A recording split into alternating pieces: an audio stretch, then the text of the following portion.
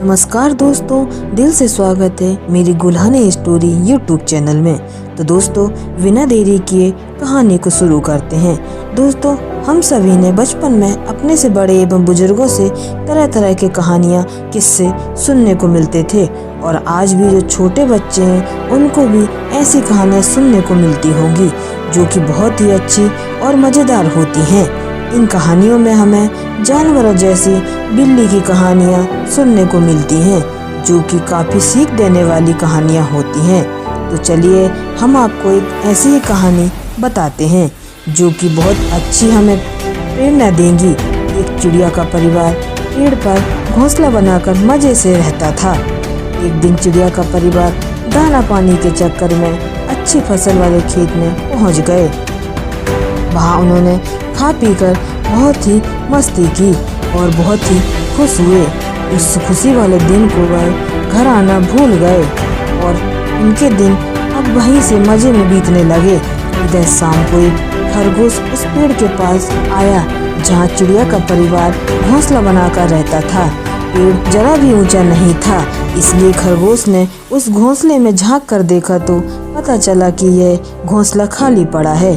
घोंसला अच्छा खासा बड़ा था, इतना कि वह खरगोश उसमें आराम से सो सकता था।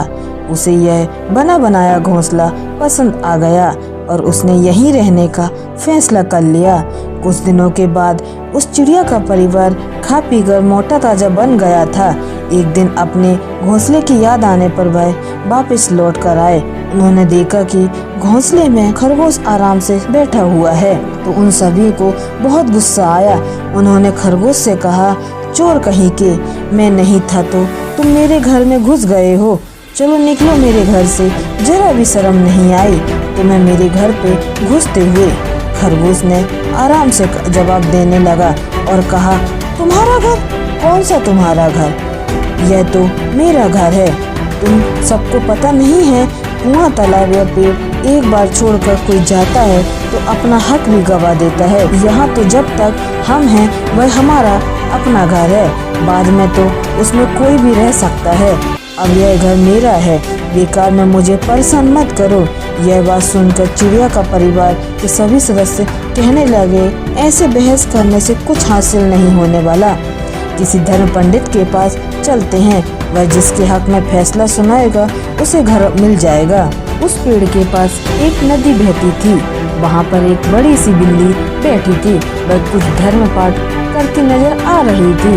वैसे तो यह बिल्ली इन दोनों की जन्मजात शत्रु है, लेकिन वहाँ और कोई भी नहीं था, इसलिए उन दोनों ने उसके पास जाना और उससे न्याय लेना ही उचित समझा। सावधानी बरतते हुए बिल्ली के पास जाकर उन्होंने अपनी समस्या बताई और उन दोनों ने कहा कि हमने अपनी समस्या उलझन तो बता दी है, अब उसका हल क्या है, इसका जवाब आपसे हमें सुनना है और जो भी सही होगा उसे वह घोंसला मिल जाएगा और जो झूठा होगा उसे आप खा लेना। बिल्ली बोली, अरे रे, यह तुम कैसी बातें कर रहे हो? हिंसा जैसे पाप नहीं, इस दुनिया में दूसरे को मारने वाला खुद नरक में जाता है।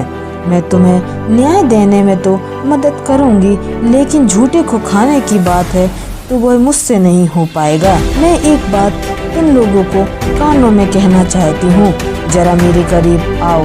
खरगोश और चिड़िया खुश हो गए कि अब फैसला होकर रहेगा और उसके बिल्कुल करीब आ गए। फिर क्या, करीब आए, खरगोश को पंजे में पकड़कर और चिड़िया को मुंह में दबाकर नोच लिया। दोनों का काम तमाम कर दिया और इस तरह अपने शत्रु को पहचानते हुए भी उस पर विश्वास करने से खरगोश और चिड़िया को अपनी जान गंवानी पड़ी।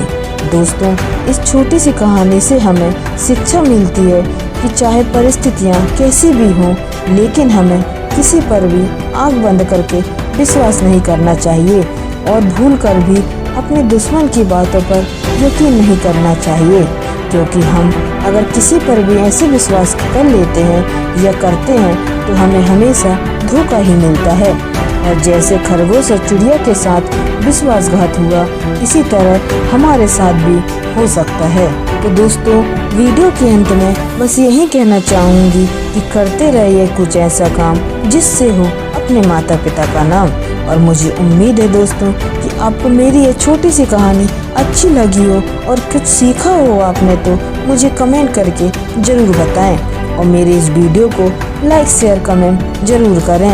और मेरे चैनल पर नए हैं तो सब्सक्राइब ज़रूर करें। और मैं आपको मिलती हूँ बहुत जल्दी एक नई कहानी के साथ। तब तक के लिए आप स्वस्थ रहें। धन्यवाद।